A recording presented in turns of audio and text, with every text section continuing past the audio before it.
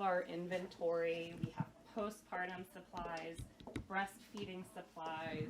This is everything that goes into our newborn kits. We have Pretty well volunteers. organized, young lady. Yeah, I mean, I try. And so we have volunteers who come in each week. We're primarily volunteer run. Like, you know, I'm a team of, it's me and an assistant, and then our volunteers really make it possible to serve so many families. So we come in, and then we do what we call kit and community nights. And in the synagogue, there's a big atrium that we walked through. Every other month, we invite anybody from the community to come, and we have anywhere from 30 to 60 people show up, and we do a massive assembly line. We have wine, food, snacks, music, and I mean, our partners come, social workers, moms from the neighborhood, dads from the neighborhood, kit recipients, the head of the OBGYN unit at Trinity and her nursing team come. Who else comes, Sammy? Everybody comes. Yeah, we've had funders come in We've the had past. funders come in the past. People bring their babies. People bring their babies, they bring their kids, and it's just like a great community gathering. It's a good networking event for people kind of in the maternal health space. We have doulas, and then that also helps us serve so many families because we do 75 to 100 kits each event, and then those quickly go out into the community in the following weeks. So what are we going to do? So Talk to you folks? we'll move this. Yeah, just put this right here, and then. Happy birthday, sorry. Jamie, if you want to speak, you can go ahead. Don't forget to explain. You're just standing right here. Cool. Give us 1 second to sneak up the tripod.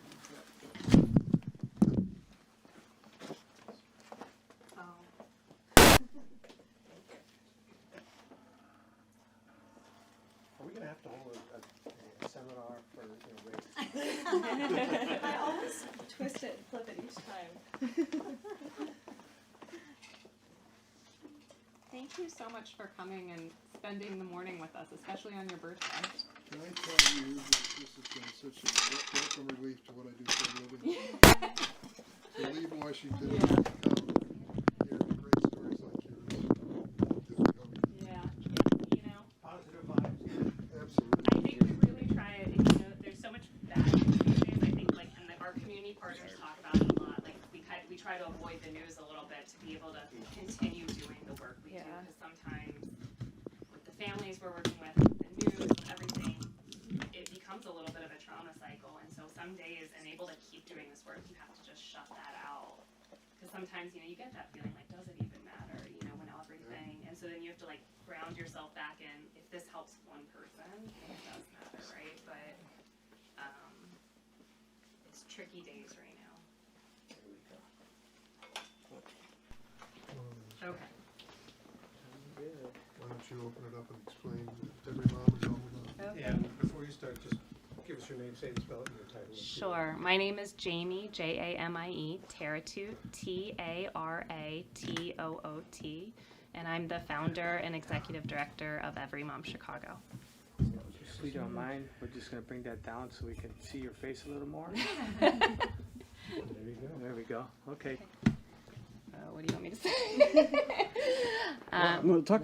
Why did you start this? Yeah, okay. Why did I start this? I started Every Mom Chicago in March of 2020 after meeting a mom on one of my parent groups who, for various reasons, didn't have what she needed for her first child. I responded to a request she put out there, got to know more about her situation, and it reminded me a lot of when I had my first baby. I did not have a strong maternal support system. I didn't have family nearby. It was my first baby. I didn't know what I needed, and I had a pretty significant history of trauma, and so I was coming into motherhood from a very specific lens, and this mom kind of reminded me of how I felt in those early days, and so I thought, how nice would it be if one mom to another just got together all of the best, most essential gear and was like, here you go. This is what you need to get started. Remove that stress. And at the time, I couldn't find anybody doing this in Chicago and really in the U.S. There's other organizations doing similar work now. But basically providing a comprehensive package of all of the essentials you need to care for yourself and baby. Tell us how many folks you're helping on an Yeah. annual basis, and just the kinds of stuff that you're actually providing Sure. to them. So we serve between 300 and 400 families a year. This year we've already served 380 families, so it'll probably be a little over 400. We serve expectant individuals ranging in age from 12 to 45. We serve families, our focus is the south and west sides. We're based on the south side, but we serve families this year in over 48 zip codes. And we distribute comprehensive newborn, postpartum, and breastfeeding supply kits through partnerships with over 20 other nonprofit organizations. Who's your landlord here? Our landlord here, so we are located in a synagogue, Rodfei Zedek, Congregation Rodfei Zedek, excuse me. And they rent space to other community organizations in addition to being a wonderful synagogue. And how much do these kits cost? The kits cost us in raw materials around $300. The most basic kit costs us around $370 per kit to assemble.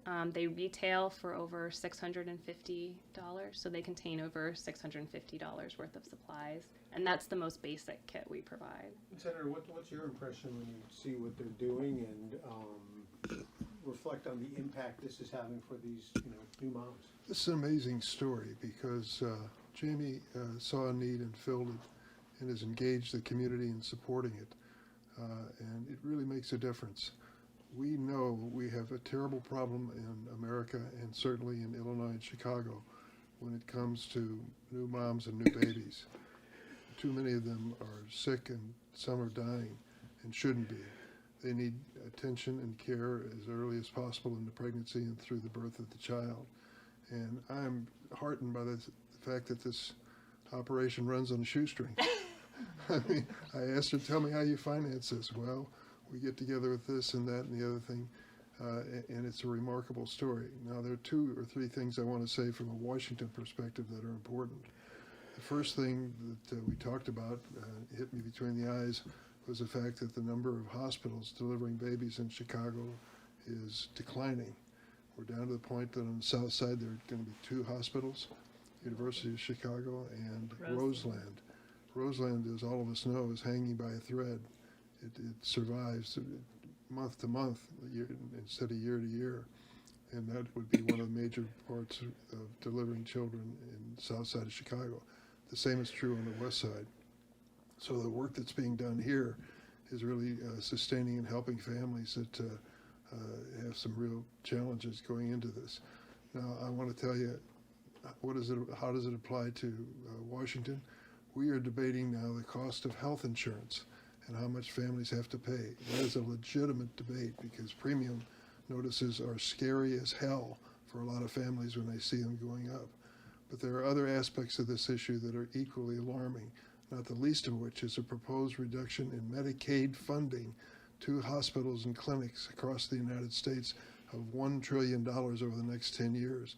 That means that hospitals like Roseland will find it even more difficult to keep their doors open. So let's talk about health insurance premiums. I'm on board for that, but don't stop the conversation. We need Medicaid, and we need much more of it to make sure that these babies and moms come through the experience in a healthy fashion. And the last point I want to make is that we have a lot of challenges in Washington, but not the least of which is the fact that the administration has decided to create Operation Midway Blitz. What does that have to do with this conversation?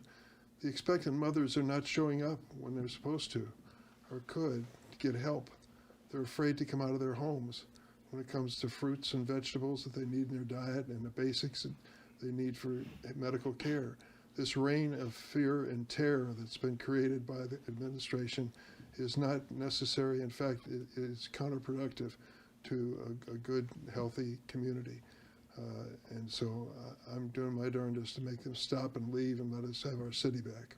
When you were saying, like Senator Durbin was saying, your funding comes from here and there, and you're like on a shoestring budget. Like, given the state of the economy, of what the senator just said, like, how do you get your money?